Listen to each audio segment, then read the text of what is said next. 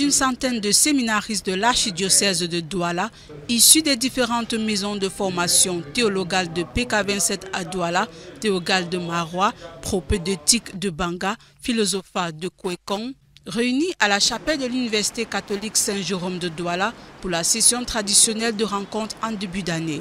Une rencontre initialement prévue avec l'archevêque de Douala, Monseigneur Samuel Cléda. L'édition de rentrée académique 2023-2024 se tient ce 13 septembre avec le vicaire général Monseigneur Dieudonné Bayemek, assis en lieu et place de l'archevêque métropolitain de Douala.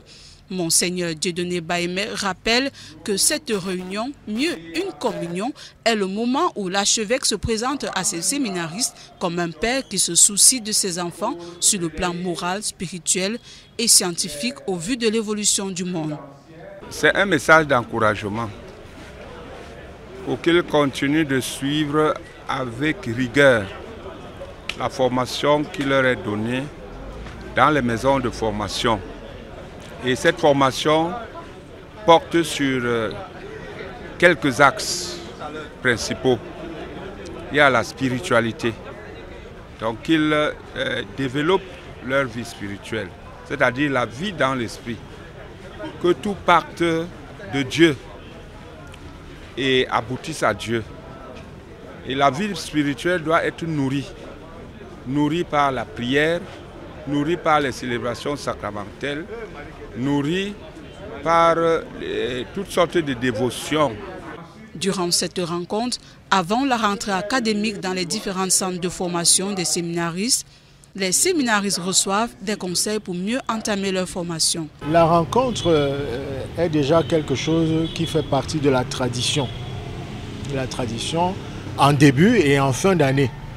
En début et en fin d'année, c'est-à-dire que Monseigneur l'archevêque, avec la commission de vocation qu'il a mise en place, rencontre, n'est-ce pas, les séminaristes qu'il a retenus pour les différentes maisons de formation, pour déjà lui-même se faire connaître mieux de ces séminaristes, pour qu'ils le voient comme un père, leur assurer de la confiance qu'il leur affecte et préciser, n'est-ce pas, ce qui justifie leur présence dans les grands séminaires et davantage les attentes de l'Église, n'est-ce pas, pour laquelle ils deviendront, avec l'ordination des ministres demain. Et donc, ces balises-là sont posées et qui encouragent, mais aussi qui montrent les choses à éviter pour ne pas sortir de cet idéal. Séminariste, c'est un moment de communion avec le Père archevêque. Le prêtre d'aujourd'hui doit être un homme avisé. Le monde n'est plus comme autrefois. Il y a beaucoup de nouveautés qui sortent ici et là et il faut que le prêtre soit à jour. Pour cela qu'il ne doit pas arrêter d'étudier. Et au séminaire, qu'ils prennent cela au sérieux, qu'ils investissent dans la documentation pour s'informer et pour se former personnellement. J'ai aussi insisté sur la formation humaine. Alors, le prêtre de demain, le séminariste d'aujourd'hui, doit acquérir certains réflexes dans la vie. Il doit être un homme vrai, apprendre à dire la vérité. Un moment de détente aussi. Le vicaire général a installé ce plan disciplinaire. Côté de la santé, il nous a dit de nous soucier de notre santé. Et il est important de prendre au sérieux ce que nous mangeons au séminaire. Il ne faut pas choisir ce que nous mangeons au séminaire. Parce que demain en paroisse, nous ne savons pas ce qui nous attend. Nous ne savons pas cela. Donc il est important de prendre cela au sérieux pour pouvoir mieux se former. Après cette rencontre, les séminaristes repartiront vers leurs différentes maisons de formation et une autre rencontre sera en fin de formation avant le début des stages.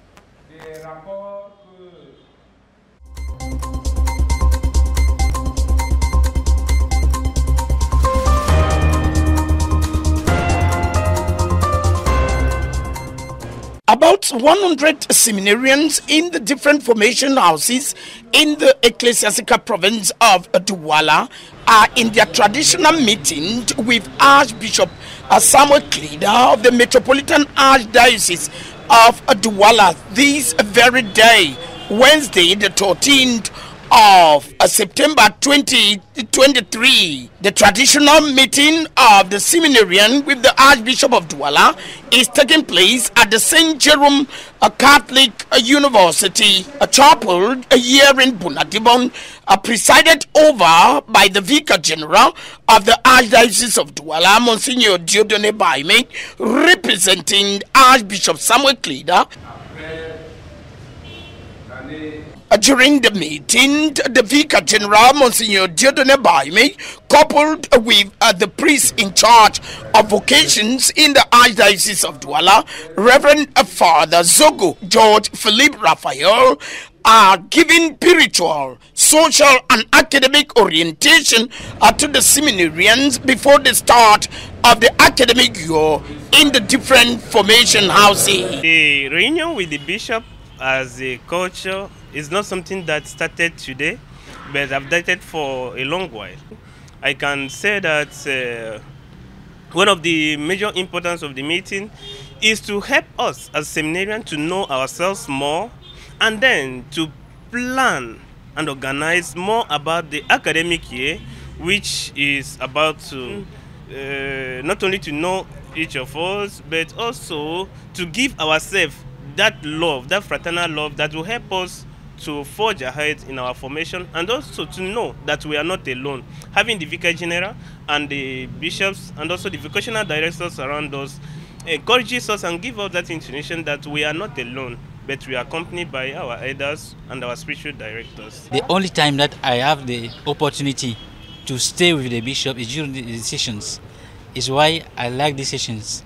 And the session is also important because it's an opportunity to meet other brothers, other seminarians from different houses, formations houses. The aim is equally to acquaint the seminarians with realities of their vocations per the priesthood, so as to equip them with the necessary tools to face the challenges of contemporary times. The seminarians during the traditional meeting with the Archbishop offers them the opportunity to come into close communion and relationship with the Archbishop, to perceive and see him as a father, not just a leader. The seminarian would then be cautioned and feel free as to bring up their challenges and fears. Major Seminary as well as the Paul VI Major Seminary at Kolbodor.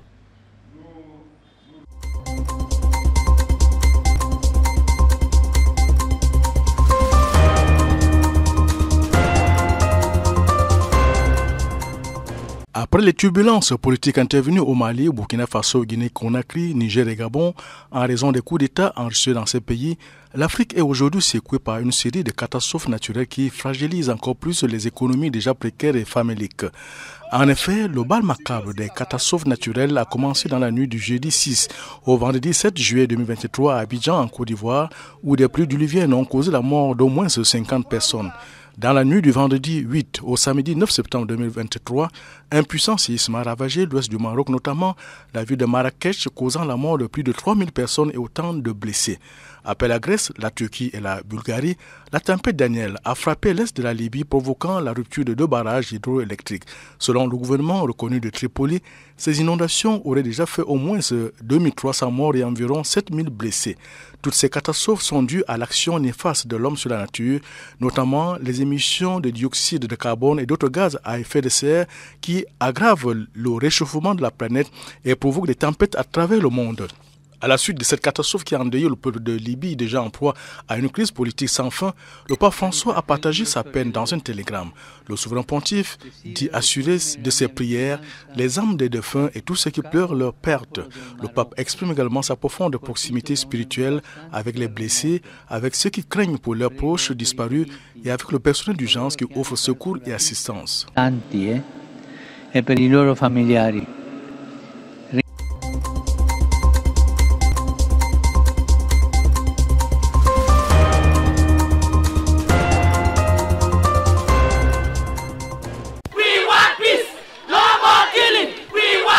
Close to 2 weeks after the resumption of the 2023-2024 academic year, many pupils and students are still unable to go to school in the northwest and southwest regions of Cameroon due to security challenges. Separatist fighters have imposed a lockdown to hamper the smooth beginning and continuation of the school year, creating fear among the inhabitants of the regions. This has often resulted to the exchange of gunfire between the military and separatists, causing several casualties. Several schools in the English-speaking regions of Cameroon have remained closed. Others that have opened their doors have been attacked. Sometimes teachers and students are attacked or the schools are burnt. Just a few years back, the Mother Francisca International Bilingual Academy was attacked and some students shot and killed, with several others wounded. Not far after the victims were burnt, another secondary school was attacked in Limbe and the students and teachers stripped. Similar incidents have been witnessed in several other parts of the English-speaking regions of Cameroon. Just recently, atrocities were committed in Munya, in the southwest region, and an attack in Bengui, in the northwest region. Parents have lost their children. My daughter never committed any crime. The only thing she did was going to school for a better future and to be a better lady in her community. As fighting is going on, the entire nation is affected.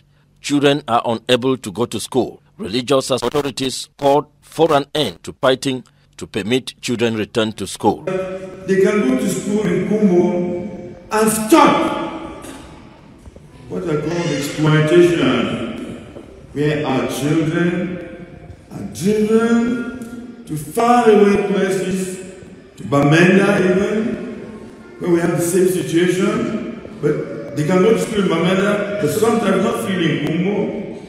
They go to Bafoussam. I did Bafoussam yesterday. I see many of my children already there in Bafoussam wanting to go to school in Bafoussam because they cannot go to school. We must look at the common people on the ground and know that we are working for their good.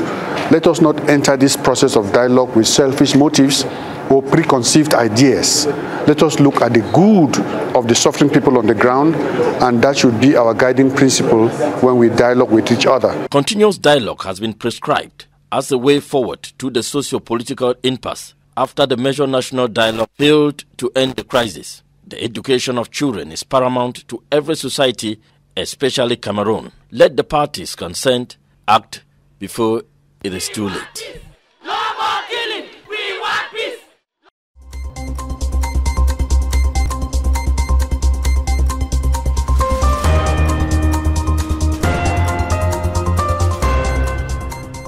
The bishops of Cameroon are on the third day of their 1 week Ad Limina Apostolorum visit to Rome. This morning, the bishops started their day with the celebration of the Eucharist at the Basilica of St. John Lateran. Monsignor Faustin Ambassa Njodo was the main celebrant and Monsignor Michael Bibi was the preacher. Today's official program indicates that the bishops were expected to have taken part in 3 working visits.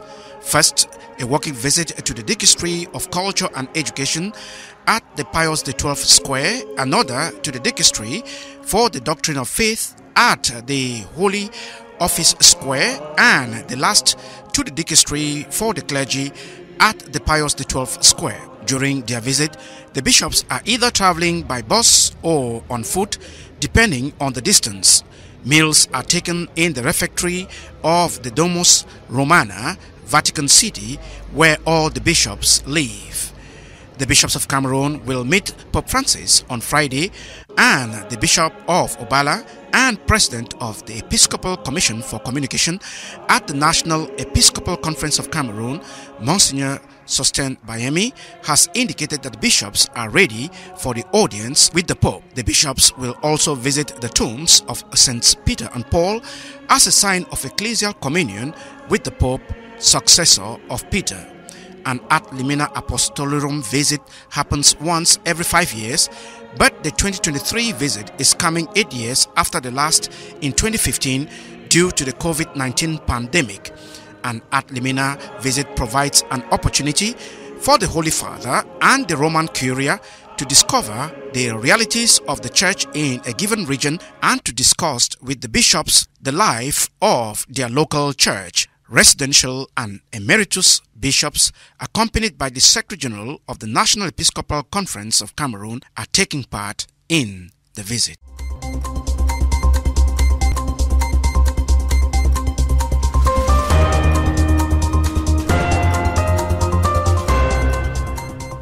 Omar Gonzalez, on vous l'a dit, défenseur central d'Aride. Vincent Aboubakar fait tête. Il est passé Vincent Aboubakar. Le pied On aurait dit une finale remportée par Vincent Aboubakar et ses coéquipiers. 1, 2 et 3-0 en faveur des Camerounais. Les Lions indomptables ont stoppé les Hirondelles du Burundi en plein vol ce mardi 12 septembre au stade Rongdeadia de Garoua. S'ils se sont montrés timides dans les 45 premières minutes de jeu, c'est dans la seconde période que les Lions vont rugir dès leur retour des vestiaires. D'abord grâce au premier but marqué à la 46e minute par Brian Bemo sur une erreur du défenseur burundais. Puis après, notamment à la 59e minute, le Rennais Christopher Wu va doubler la mise. Dans les derniers instants, c'est Vincent Aboubakar qui va parachever cette victoire à la 93e minute. 3-0 pour le Cameroun. Une belle victoire qui permet aux poulains de Rigobertson de décrocher avec la Namibie les 2 tickets pour la compétition.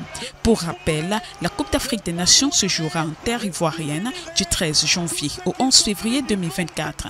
Une compétition à laquelle prendront part 24 nations que sont entre autres le Sénégal, le Ghana, l'Algérie, le Maroc, l'Afrique du Sud, le Nigeria, la RDC, le Mali, le Burkina Faso, le Cameroun.